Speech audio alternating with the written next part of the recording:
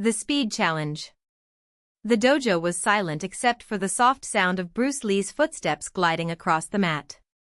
Afternoon light filtered through the tall windows, casting elongated shadows that danced with their precise movements. Taky Kimura, his oldest and most loyal student, observed every detail, his eyes half closed, as if trying to decipher a riddle.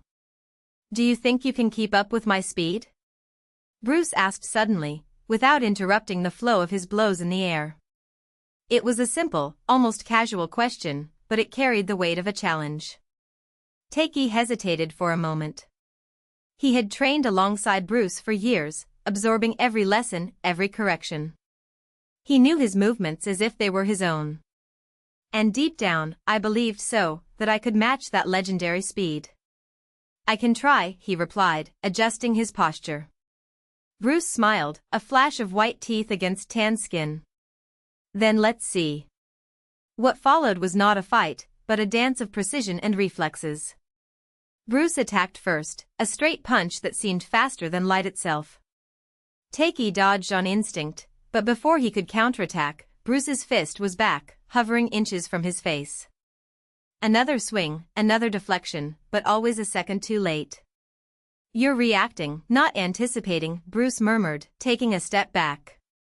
"Speed is not just moving fast. It's being where the other has not yet arrived." Taky took a deep breath, trying to empty his mind, as Bruce always taught. On the next attack, he didn't dodge, he felt the movement before it even started. His muscles responded almost on their own, blocking the punch with a precision that surprised him. For a brief moment, there was balance. But then Bruce spun, a side kick that Taky barely saw coming.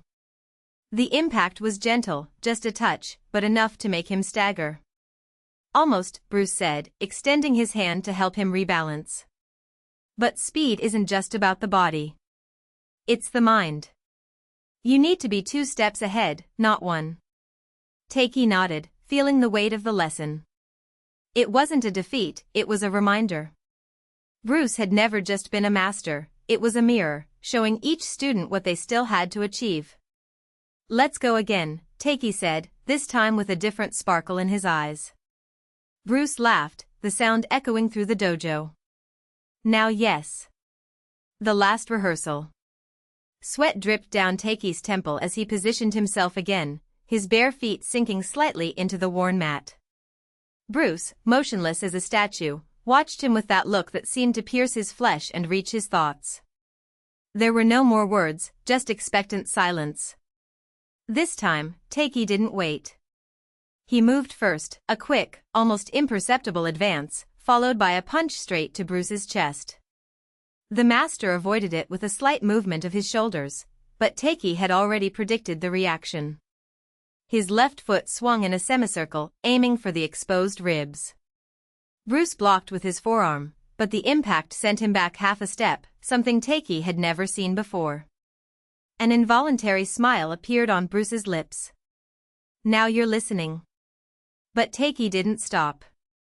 The previous day's lesson echoed in his mind, 2 steps forward. He wasn't fighting Bruce anymore, he was fighting the version of himself that still hesitated. The next blow was a feint, a high punch that turned into a low kick, straight to the knee. Bruce jumped, avoiding him by inches, but Taky was already spinning, his open hand reaching for his neck. The master held his wrist in the air, his fingers squeezing with calculated strength. "Good. But it's still missing." Taky tried to pull away, but Bruce twisted his arm in one fluid motion, forcing him to bend over. For a second, he thought he was going to be taken down, but then he remembered something Bruce had said years before: the weakness of a block is the strength of the opponent. Instead of resisting, Taky let his body follow the movement, using the momentum to spin and throw Bruce off balance. The master lost center for an instant, enough for Taky to escape. They faced each other, panting, their bodies tensed like bowstrings. Bruce raised his hands in surrender, not in defeat, but in recognition. Enough for today. Taky lowered his arms, feeling the weight of exhaustion and accomplishment. It wasn't a victory, never would be, with Bruce. But it was a step. A real step. Tomorrow? Taky asked, knowing the answer. Bruce shook his head, grabbing a towel hanging in the corner of the dojo. No. Tomorrow you're leaving. The words fell like a stone into Taky's stomach. What? You already know what you need to know, Bruce said, drying his face. More training here will only hold you back. You have to test it out there. Taky opened his mouth to protest, but the words died in his throat. He knew Bruce was right. The dojo was a refuge, a place where the rules were clear and mistakes had controlled consequences. But life wasn't like that. Where to? He asked finally. Bruce shrugged. That's not my problem. But if you want some advice, go where people don't expect you to go. Where there are no masters, no rules. Where you will have to improvise. Taky nodded, feeling the weight of the impending departure. He had entered that dojo like a scared boy, looking for something he couldn't even name. Now, he would emerge as a man who understood that true strength lay not in perfect shots, but in the ability to adapt when everything fell apart. That night, while packing his few things, Taky found a note tucked between his clothes. It was Bruce's handwriting. The road doesn't forgive anyone who stops. Neither do I. He smiled, putting the paper in his pocket. There would be no dramatic goodbyes. Bruce wasn't that type. At dawn, Taky left the dojo without looking back. The rising sun painted the sky orange and pink, and the wind carried the smell of wet earth. He didn't know where he was going. But for the first time, I wasn't afraid. The road ahead was long. And he was ready. The road and the shadows. The first few days were more difficult than Taky had imagined. Without the shelter of the dojo, every coin counted, and every meal was a silent negotiation with hunger. He slept under bridges, in abandoned barns, and once, in a Buddhist temple where an elderly nun offered him rice and a threadbare blanket. She didn't ask his name, nor did he ask hers. He just nodded his thanks before continuing on his way. It was in a port city, where the air smelled of salt and rotting fish, that Taky found work carrying sacks of grain in the warehouses. The men there were rude, used to resolving disputes with knives and punches. He kept his head down, but it wasn't long before one of them, a brute named Ren, decided the rookie was an easy target. You there, skinny, Ren spat on the ground, blocking Taky's path with his wide body. Do you think you can work here without paying tax? Taky didn't respond. I knew words wouldn't do any good. Ren smiled, showing yellow teeth, and walked forward. The first punch came quickly, but Taky dodged, feeling the wind of the blow pass close to his face. Ren laughed, finding humor in the attempt to dodge. Bruce taught you how to dance, boy? The master's name made something light up inside Taky. It wasn't anger. It was something colder, more calculated. When Ren attacked again, he didn't dodge. Instead, he let the punch connect with his shoulder, spinning on impact to stand behind the man. Before Ren could react, Taky trapped his arm in a painful lock, forcing him to kneel. No, Taky said, quietly. He taught me how to finish things. Ren growled, trying to free himself, but Taky tightened his grip, until he heard a sharp crack. The brute screamed, and the other workers walked away in silence. Taky released him and walked away slowly, wiping his hands on his pants. Nobody bothered him after that. The unexpected meeting. Months passed. Taky traveled north, following the flow of the rivers, until he reached the mountains. The cold was biting, and snow covered the paths, but he didn't stop. It was in a rundown inn, where the fire crackled weakly and the wine was sour, that he saw her. A dark-haired woman, dressed like a man, with a thin scar crossing her cheek. She was sitting alone, sharpening a knife with precise movements. When her eyes met Taky's, she didn't look away. You look like you're running away, she said, bluntly. And you look like you know it, Taky replied, sitting in front of him without being invited. She laughed, a short, joyless sound. My name is Lien. And you? Taky. Taky what? Just Taky. Lian raised an eyebrow but didn't insist. Instead, she pushed a glass of wine toward him. If you're running away, you need a plan. Or an ally. And what are you? It depends. She twirled the knife between her fingers. Do you know how to fight? Taky didn't respond. He just reached out and, with a quick movement, grabbed the knife by the handle, turning it so that the blade pointed at Lian's own chest. She didn't move. I know enough. Lian smiled, this time for real. Then perhaps I will be your ally. The debt. They traveled together for weeks. Lian knew the hidden paths, the safe routes, the bandits that could be bribed and the ones that needed to be avoided. Taky learned to trust her, even when her motivations remained unclear. It was in a walled city, where watchtowers cast long shadows over the stone streets, that they discovered the reason for Lian's haste. She was being hunted. They won't stop, she said, as they slipped down a narrow alley. They are men of the Black Hand clan. They want something that I have. And what is it? Lian hesitated. Then, with a sigh, he opened the bag he carried and took out a rolled-up parchment, yellowed with age. A map. To a place that shouldn't exist. Taky didn't need to ask anymore. I knew that some secrets were worth more than gold. They were cornered on the way out of the city. Men in black, with iron masks, surrounded them in a dead end. Lian clutched the parchment to his chest. Run, she whispered. Taky didn't run.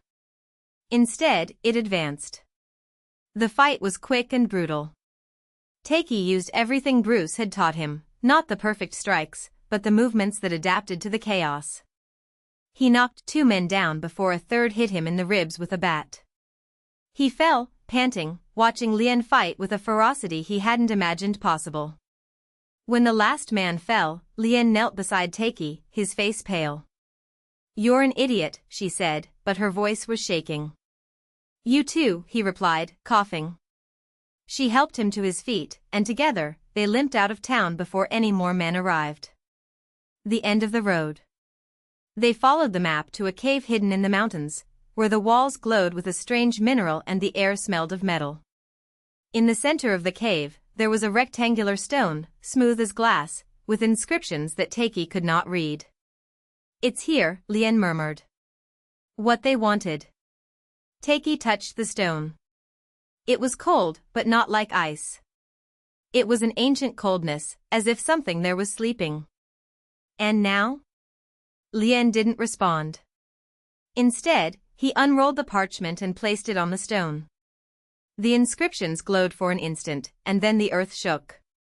The cave began to collapse. They ran, narrowly escaping collapse, and when they finally stopped, panting, outside, Taky looked back. The cave entrance was gone, swallowed by the mountain. Lian was pale, but she was smiling. He finished. Taky didn't say anything. I knew some things couldn't be undone. The fresh start. They separated in the first big city.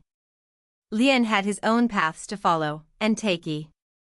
Taky still didn't know where he would go. If you need me, she said, handing him a piece of paper with a symbol drawn on it, look for this. Taky put the paper in his pocket, next to Bruce's note. Thanks. Lian laughed.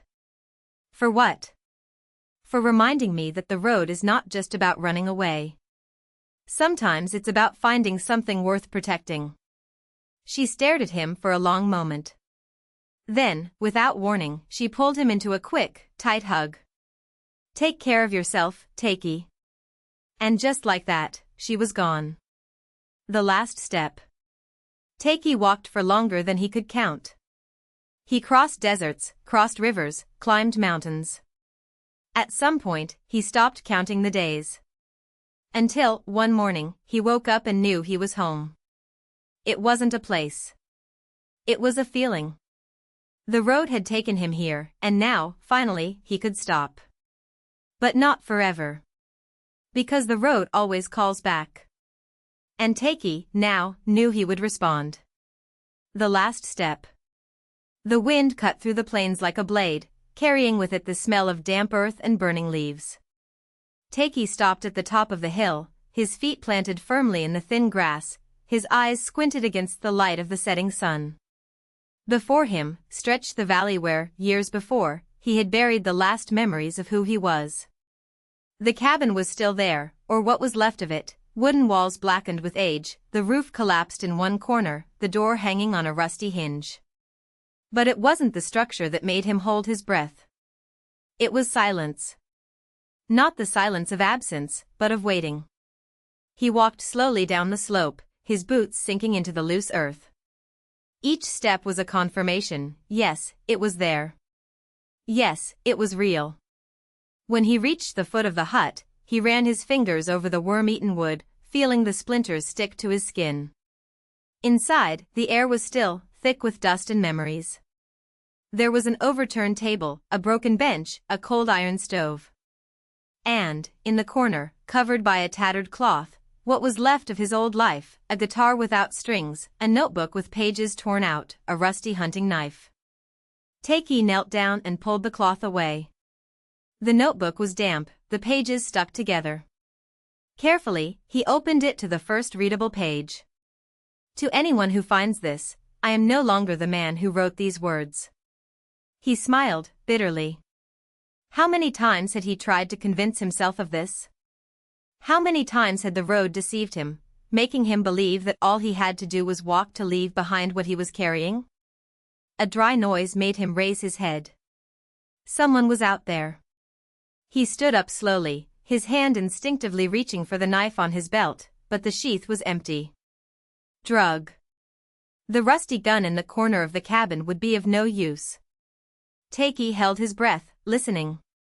Light, hesitant steps. It wasn't an animal. He wasn't a hunter. The door creaked. I knew you would come back. The voice was familiar, but Taky couldn't believe his ears. As the figure entered the hut, illuminated by the pale light that filtered through the cracks in the walls, he felt the ground shift beneath his feet. Bruce? The man in front of him was thinner, his face marked by scars that weren't there the last time. The hair, once dark, was now gray, and the eyes, those eyes that Taky knew so well, shined with an intensity that bordered on madness. You took a long time, said Bruce, smiling. But I always knew I would come back. Taky took a step back. What are you doing here? Bruce laughed, a short, joyless sound. Waiting. Like always.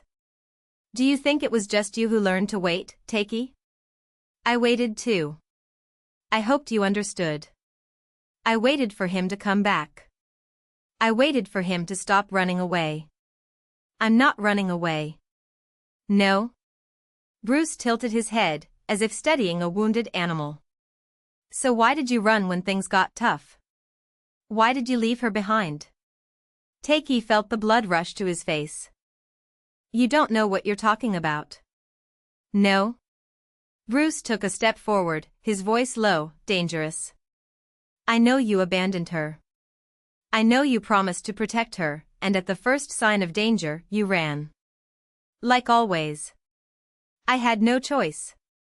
There is always a choice. Bruce shouted, and the echo of his voice reverberated through the walls of the cabin. He took a deep breath, trying to calm himself. When he spoke again, his voice was a whisper. But it doesn't matter. You're back. That's what matters. Taky looked at him, trying to decipher what was going on behind those eyes. Bruce wasn't there by chance. I wasn't just there to meet him again. What do you want? Bruce smiled, slow, almost sad. I want you to finish what you started. What are you talking about? From the road, Taky. From the real road. He took something out of his pocket, a map, folded and yellowed, with stains of dried blood. Do you think it was just you who heard the call? I heard it too.